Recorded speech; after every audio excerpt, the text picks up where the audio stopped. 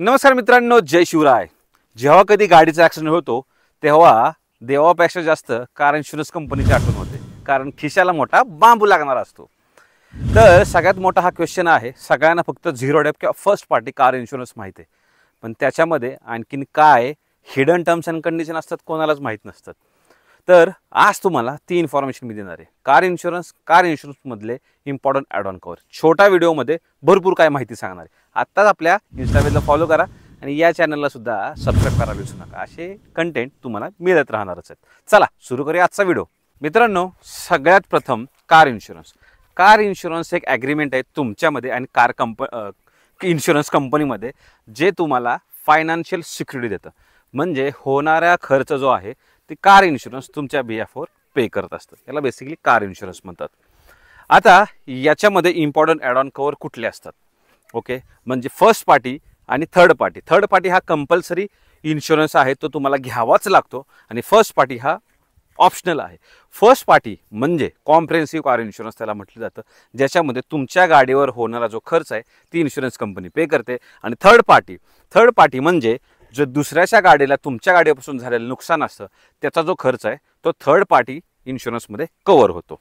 तर मित्रांनो, number 1 zero depreciation हा अतिशय इम्पॉर्टंट ॲड ऑन कवर आहे. तुम्हा सर्वांना माहीत असणारच. हा ॲड ऑन कवर जोपर्यंत इन्शुरन्स कंपनी देते तोपर्यंत तुम्हाला घ्यायचाच आहे. या ॲड ऑन कवरचं काय बेनिफिट सांगतो. जेव्हा कधी गाडी तुम्ही घेता, शोरूमच्या बाहेर जसं येईल तसं डेप्रिसिएशन चालू होतं.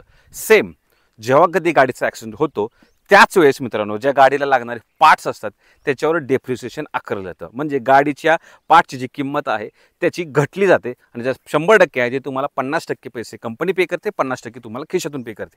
अशातच डेप्रिसिएशन कवर हा कामाला येतो. याच्यामध्ये पार्टची पूर्ण व्हॅल्यू तुम्हाला रिफंड केली जाते. म्हणजेच झिरो डेप्रिसिएशनमध्ये जो काही पार्ट लागणार आहे त्याचा जो लागणारा खर्च आहे तो पूर्ण इन्शुरन्स कंपनी उचलणार असते. म्हणून झिरो डेप हा ॲड ऑन कवर असलाच पाहिजे. Next important, consumables. बरेच लोक झिरो डेप घेतात पण कन्झ्युमेबल अवॉइड करतात. बरेच वेळा मित्रांनो असं पाहिलं गेलं, जेव्हा गाडीचा कधी ॲक्सिडेंट होतो तेव्हा गाडीमध्ये कूलंट लागतं, नटबोल्ट्स लागतात, ग्रीसिंग ऑइल, बरोबर, ब्रेक ऑइल, ह्या काही गोष्टी लागतात, ह्या कन्झ्युमेबल्समध्ये मोडतात.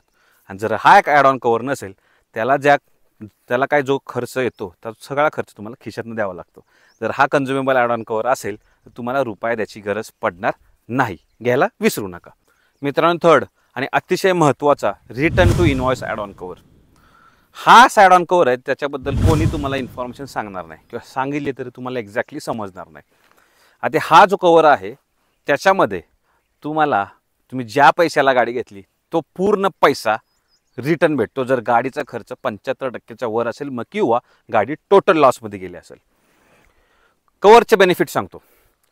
जर गाडीला तुमच्या 3 वर्ष झालेत, तुमच्या इन्शुरन्समध्ये return to invoice add on cover नाही आहे, तर तुमच्या गाडीची जी IDV असते, म्हणजे इन्शुरन्स डिक्लेअर्ड व्हॅल्यू जी असते ती तुम्हाला इन्शुरन्स कंपनी पे करते. म्हणजे तुम्ही गाडी घेतली 10 लाखाला आणि IDV आहे 5 लाख रुपये.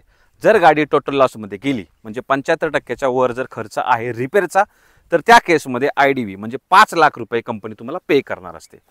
जर मी सांगितल्यानंतर तुम्ही रिटर्न टू इनवॉइस हा ॲड ऑन कवर तुमच्या इन्शुरन्स कंपनी इन्शुअर केला, तर मित्रांनो गाडी 75% वर जर खर्च असेल, म्हणजे टोटल लॉसमध्ये गेली बाय एनी मीन्स, म्हणजे जळून असेल किंवा ॲक्सिडेंटमध्ये असेल किंवा गाडी पाण्यामध्ये बुडलेली असेल किंवा बाय एनी मीन्स, तर तुम्हाला पूर्ण पैसे, ज्या किमतीला तुम्ही गाडी घेतली त्या किमतीची जी पावती असेल त्या पावतीचे सगळे पैसे तुम्हाला रिफंड भेटतात. म्हणजे 10 लाख रुपये असेल तर 10 लाख रुपये तुम्हाला रिफंड भेटणार आहेत. तर 5 लाख रुपयाचा इथे फायदा होणार. त्यामुळे RTI ॲड करायला विसरू नका. मित्रांनो, fourth important add on cover, हृदय. आपलं जसं हृदय आहे तसं गाडीचं इंजिन, याची सुद्धा काळजी घेतली पाहिजे ना. बऱ्याच वेळा काय होतं, तुम्ही गाडी पावसाच्या मध्ये ही सिच्युएशन जास्त असते, गाडी पावसाच्या पाण्यामध्ये जाते, इंजिनमध्ये पाणी घुसतं, लोकांना नॉलेज नाही आहे, काही नाही की गाडीची काळजी कशी घेतली पाहिजे. माणूस आहे ना, माहिती नसतं पण तो गाडी चालू करायचा प्रयत्न करतो, त्याच्यातच गाडीचं इंजिन आहे ते सीज होऊन जातं.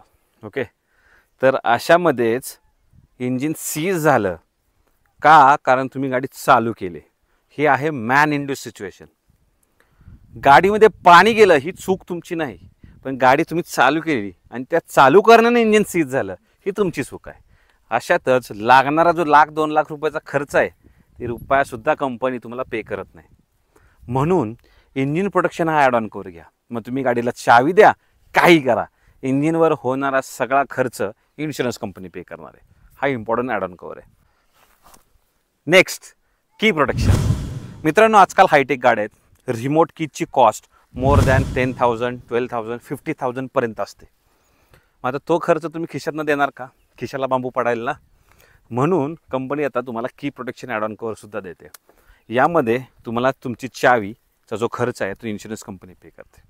करायचे काय? पोलीस कंप्लेंट करा चावी हरवल्याची, NC घ्या आणि तुम्ही क्लेम करा. तुम्हाला की परत भेटणार आहे. 10 ते 15, 20, 21, 50 हजाराचा खर्च इन्शुरन्स कंपनी तुम्हाला पे करणार आहे.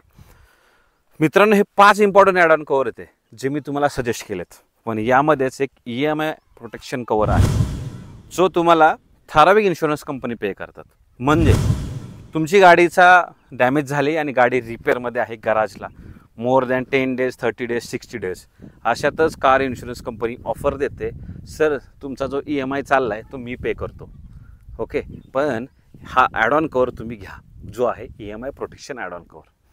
यामध्ये काय असतं मित्रांनो, जर गाडी तुमची 10 दिवसाच्या वर असेल, 10 ते 30 दिवस एक EMI, 30च्या वर असेल तर 2 EMI, 60च्या वर असेल तर 3 EMI, 1 ते 3 EMI इन्शुरन्स कंपनी पे करते.